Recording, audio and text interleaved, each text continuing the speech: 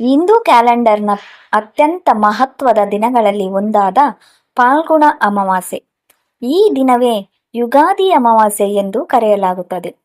ಪಿತೃಗಳ ಆಶೀರ್ವಾದ ಪಡೆಯಲು, ಪಾಪ ಪರಿಹಾರ ಪಡೆಯಲು, ಕಾಳಸರ್ಪ ದೋಷ ನಿವಾರಣೆಗೆ ಅತ್ಯಂತ ಶಕ್ತಿಯುತ ದಿನ. 2026ರಲ್ಲಿ ಈ ಅಮಾವಾಸ್ಯೆಯ ವಿಶೇಷ ಮುಹೂರ್ತ ಯಾವುದು? ಪೂಜೆ ಹೇಗೆ ಮಾಡಬೇಕು? ಯಾವ ಮಂತ್ರಗಳನ್ನು ಪಠಿಸಬೇಕು? ಎಲ್ಲವನ್ನು ಈ ವಿಡಿಯೋದಲ್ಲಿ ತಿಳಿದುಕೊಳ್ಳೋಣ ಬನ್ನಿ. ಫಾಲ್ಗುಣ ಅಮಾವಾಸ್ಯೆ ಎಂದರೇನು? ಹಿಂದೂ ಪಂಚಾಂಗದ ಪ್ರಕಾರ ವರ್ಷದ ಕೊನೆಯ ಅಮಾವಾಸ್ಯೆಯನ್ನು ಫಾಲ್ಗುಣ ಅಮಾವಾಸ್ಯೆ ಎಂದು ಕರೆಯುತ್ತಾರೆ. ಈ ದಿನದ ವಿಶೇಷವೇನೆಂದರೆ ಇದೇ ಸಮಯದಲ್ಲಿ ಯುಗಾದಿ ಹಬ್ಬದ ಆರಂಭವೂ ಆಗುತ್ತದೆ. ಅದರ ಕಾರಣಕ್ಕೆ ಇದನ್ನು ಯುಗಾದಿ ಅಮಾವಾಸ್ಯೆ ಎಂದು ಕರೆಯಲಾಗುತ್ತದೆ. ಈ ದಿನ ಪಿತೃಪೂಜೆ ಅತ್ಯಂತ ಮಹತ್ವದ್ದು. ತರ್ಪಣ ಮಾಡಿದರೆ ಪಿತೃಗಳ ಆಶೀರ್ವಾದ ದೊರೆಯುತ್ತದೆ. ಹೊಸ ವರ್ಷವನ್ನು ಶುದ್ಧ ಮನಸ್ಸಿನಿಂದ ಆರಂಭಿಸಲು ಅವಕಾಶ ಸಿಗುತ್ತದೆ. 2026ರ ಫಾಲ್ಗುಣ ಅಮಾವಾಸ್ಯೆಯ ಶುಭ ಮುಹೂರ್ತ ಆರಂಭ ಮಾರ್ಚ್ 18 ಬೆಳಗ್ಗೆ 8:25, ಅಂತ್ಯ ಮಾರ್ಚ್ 19 ಬೆಳಗ್ಗೆ 6:52. ಉದಯ ತಿಥಿ ಪ್ರಕಾರ ಆಚರಣೆ ಮಾಡುವವರು ಮಾರ್ಚ್ 19.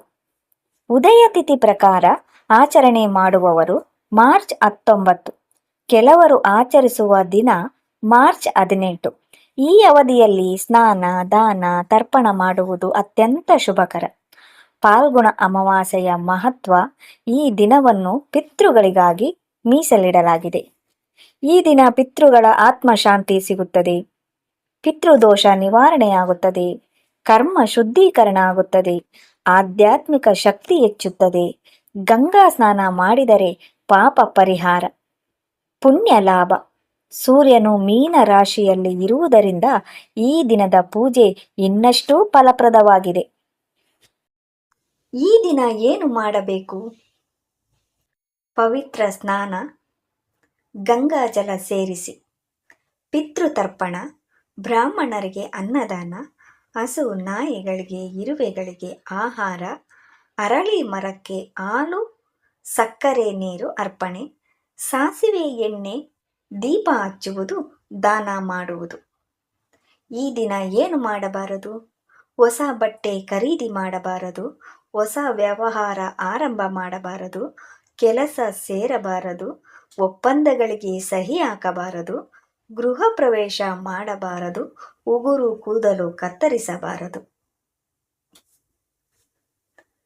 ಇನ್ನು ಪೂಜೆಯ ವಿಧಾನ: ಬ್ರಹ್ಮ ಮುಹೂರ್ತದಲ್ಲಿ ಎದ್ದು ಸ್ನಾನ ಮಾಡಿ ಗಂಗಾಜಲ ಸೇರಿಸಿ ಸ್ನಾನ ಮಾಡುವುದು ಉತ್ತಮ. ಸೂರ್ಯನಿಗೆ ಅರ್ಘ್ಯ ನೀಡಿ ದಕ್ಷಿಣ ಮುಖವಾಗಿ ಕುಳಿತು ಪಿತೃತರ್ಪಣ ಮಾಡಿ. ಎಳ್ಳು ಮತ್ತು ಕುಶದಿಂದ ನೀರು ಅರ್ಪಿಸಿ. ಉಪವಾಸ ಇದ್ದರೆ ಸಾತ್ವಿಕ ಆಹಾರ ಸೇವಿಸಿ. ಸಂಜೆ ಅರಳಿ ಮರದ ಕೆಳಗೆ ದೀಪ ಹಚ್ಚಿ ಶನಿದೇವರಿಗೆ ಕಪ್ಪು ಎಳ್ಳು ಅರ್ಪಿಸಿ. ಎಲ್ಲವನ್ನು ಭಕ್ತಿಯಿಂದ ಮಾಡಿದರೆ ಅತ್ಯುತ್ತಮ ಫಲ ದೊರೆಯುತ್ತದೆ. ಇನ್ನು ಪಠಿಸಬೇಕಾದ ಶಕ್ತಿಶಾಲಿ ಮಂತ್ರಗಳು: ಪಿತೃತರ್ಪಣ ಮಂತ್ರ: ಗೋತ್ರೇ ಅಸ್ಮತಿತ ತಸ್ಮೈ ಸ್ವದಾ ನಮಃ. ಗೋತ್ರೇ ಅಸ್ಮತಿತ ತಸ್ಮೈ ಸ್ವದಾ ನಮಃ. ಮಹಾಮೃತ್ಯುಂಜಯ ಮಂತ್ರ: ಓಂ ತ್ರ್ಯಂಬಕಂ ಯಜಾಮಹೇ ಸುಗಂಧಿಂ ಪುಷ್ಟಿವರ್ಧನಂ ಉರ್ವಾರುಕಮಿವ ಬಂಧನಾನ್ ಮೃತ್ಯೋರ್ಮುಕ್ಷೀಯ ಮಾಮೃತಾತ್. ಓಂ ತ್ರ್ಯಂಬಕಂ ಯಜಾಮಹೇ ಸುಗಂಧಿಂ ಪುಷ್ಟಿವರ್ಧನಂ ಉರ್ವಾರುಕಮಿವ ಬಂಧನಾನ್ ಮೃತ್ಯೋರ್ಮುಕ್ಷೀಯ ಮಾಮೃತಾತ್. ಇನ್ನು ರುದ್ರ ಗಾಯತ್ರಿ ಮಂತ್ರ: ಓಂ ತತ್ಪುರುಷಾಯ ವಿದ್ಮಹೇ ಮಹಾದೇವಾಯ ಧೀಮಹಿ ತನ್ನೋ ರುದ್ರಃ ಪ್ರಚೋದಯಾತ್. ಓಂ ತತ್ಪುರುಷಾಯ ವಿದ್ಮಹೇ ಮಹಾದೇವಾಯ ಧೀಮಹಿ ತನ್ನೋ ರುದ್ರಃ ಪ್ರಚೋದಯಾತ್. ದೇವಿ ಮಂತ್ರ: ಓಂ ಸರ್ವಮಂಗಳ ಮಾಂಗಲ್ಯೇ ಶಿವೆ ಸರ್ವಾರ್ಥ ಸಾಧಿಕೆ ಶರಣ್ಯೇ ತ್ರ್ಯಂಬಕೆ ಗೌರಿ ನಾರಾಯಣಿ ನಮೋಸ್ತುತೆ. ಓಂ ಸರ್ವಮಂಗಳ ಮಾಂಗಲ್ಯೆ ಶಿವೆ ಸರ್ವಾರ್ಥ ಸಾಧಿಕೆ ಶರಣ್ಯೇ ತ್ರ್ಯಂಬಕೆ ಗೌರಿ ನಾರಾಯಣಿ ನಮೋಸ್ತುತೆ. ಇನ್ನು ಕ್ಷಮಾಪಣ ಮಂತ್ರ. ಕರಚರಣ ಕೃತಂ ವಾ ಕಾಯಜಂ ಕರ್ಮಜಂ ವಾ ಶ್ರೀ ಮಹಾದೇವ ಶಂಭೋ. ಕರಚರಣ ಕೃತಂ ವಾ ಕಾಯಜಂ ಕರ್ಮಜಂ ವಾ ಶ್ರೀ ಮಹಾದೇವ ಶಂಭೋ. ಈ ದಿನ ಮಾಡಿದ ಪೂಜೆ ಕಾಳಸರ್ಪ ದೋಷ ನಿವಾರಣೆ, ಪಿತೃದೋಷ ನಿವಾರಣೆ, ಜೀವನದಲ್ಲಿ ಶಾಂತಿ ಮತ್ತು ಸಮೃದ್ಧಿಯನ್ನು ತಂದುಕೊಡುತ್ತದೆ.